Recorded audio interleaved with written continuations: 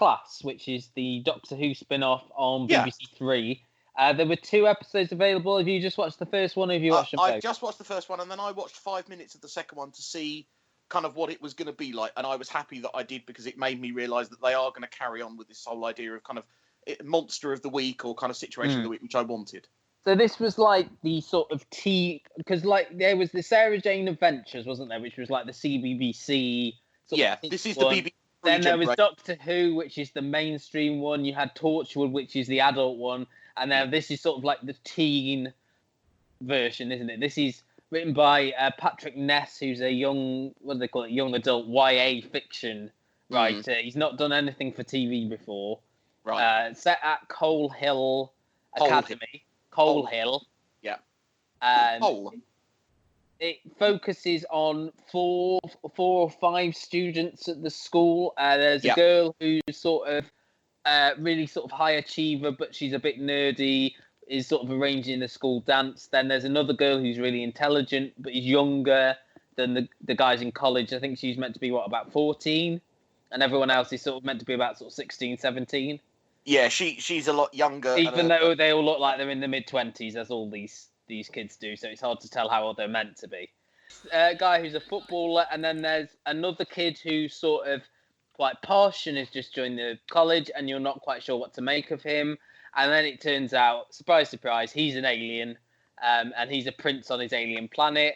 And Catherine Kelly, who's a new teacher at the school, is also an alien. She was a freedom fighter who tried to rebel against him, and they both ended up on Earth, as you do in these Doctor Who spin-offs. But they are being chased by a group of sort of shadow people. This is stupid and crazy, but crazy enough to be good, in the sense that there's no premise of this trying to make this realistic, or they are just going for pure Doctor Who legend. I mean, the good thing was, of course, with any good spin-off, you had the Doctor in the episode at the end, which sets up the show. I thought Catherine Kelly was quite good.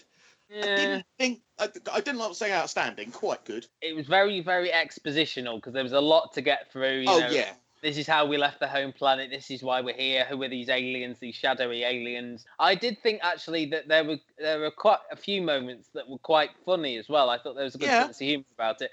So, you're going to carry on with it. Well, I think I'll watch the next one and see how it goes on. There was definitely a more of a Buffy the Vampire Slayer nod.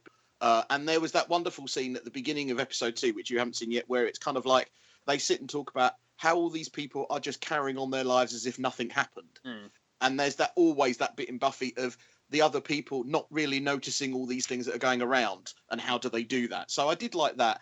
Yeah, I think I'll watch the others. I think I can see where the series is going. It'll be interesting to see whether, because Doctor Who doesn't start till next year, does it? So we get a Christmas special, and then it doesn't actually. Yeah. Will they do a crossover of people from the class in Doctor Who next series? That will be interesting, because although they did that in Torchwood, was it after Torchwood finished? They kind of did that, or was it? They introduced him on Doctor Who first, Captain Jack, didn't they? That was it, yeah. And then, but Torchwood characters did appear in an episode of Doctor Who, but not all of them, or something. I think it was David Tennant's last episode, wasn't it? Yeah, the World's End one. So I wasn't expecting an awful lot. And I think it's probably a bit of a shame that this is hidden away on BBC Three. Is it actually being shown on terrestrial television at any point? Possibly. Because I know that the some of the BBC Three shows, like they promised that they promised that all be on there, but it's an odd one to put on sort of like late, isn't it? I'm not quite sure where it would fit, unless they put it on like Saturday, like on BBC Two, like Saturday late evenings, sort of around this time, maybe. Definitely.